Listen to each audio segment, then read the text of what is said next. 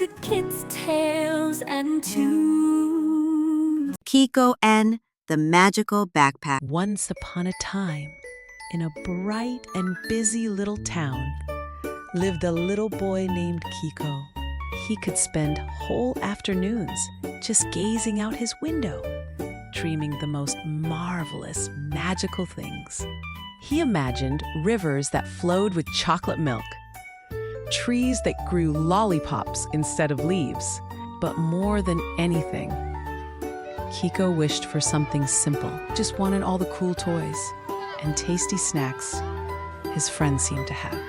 Then, one totally ordinary Tuesday, on his way to school, Kiko found something that was anything but ordinary.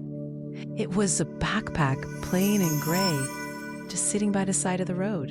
It didn't look like much, but when Kiko picked it up, it felt warm. He swapped his books into the new bag and skipped off to school. At snack time, his friends opened their lunch boxes, frosted cupcakes. Kiko looked down at the plain, simple apple. He closed his eyes and daydreamed of the most perfect cookie you could ever imagine. His fingers didn't touch the smooth skin of a fruit. Instead, he felt something warm, crumbly, and wonderfully sticky. He pulled his hand out, and his eyes went wide as saucers.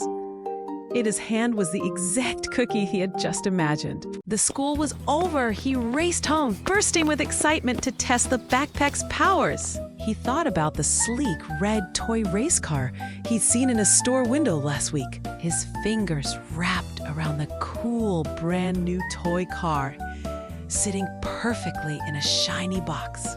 Kiko's shoes bounced so high he could almost boop a cloud.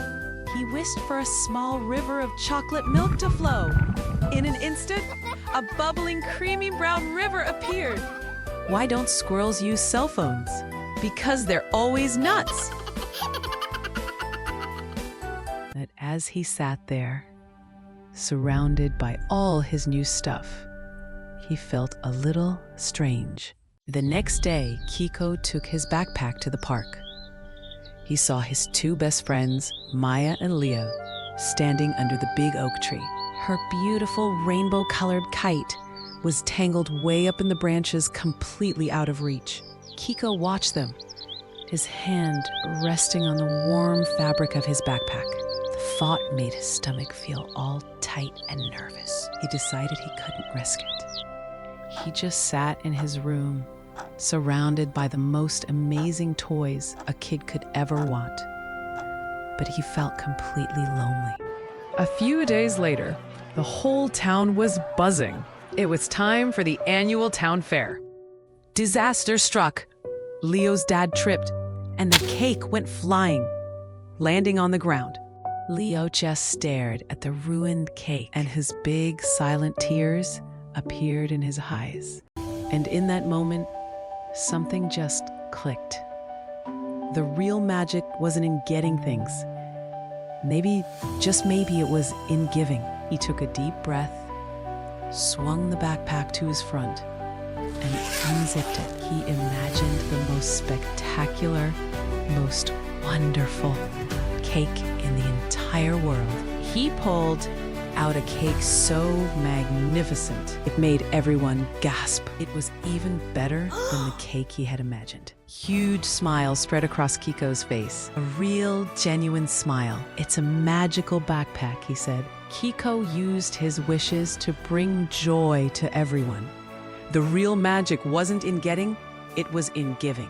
That night, as the moonlight filled his room, Kiko sat quietly on his bed, his magical backpack glowing softly, like it was alive. Something amazing was just waiting to happen. Suddenly, a golden zipper shimmered into view on the side of the backpack. Inside the backpack was something new, a small glowing map. But wait, this wasn't any old map. Oh no, this one was alive. At the very top, in curly glowing letters, it said, "The land of forgotten wishes. Only the kindest may enter." Ooh, what do you think the treasure could be?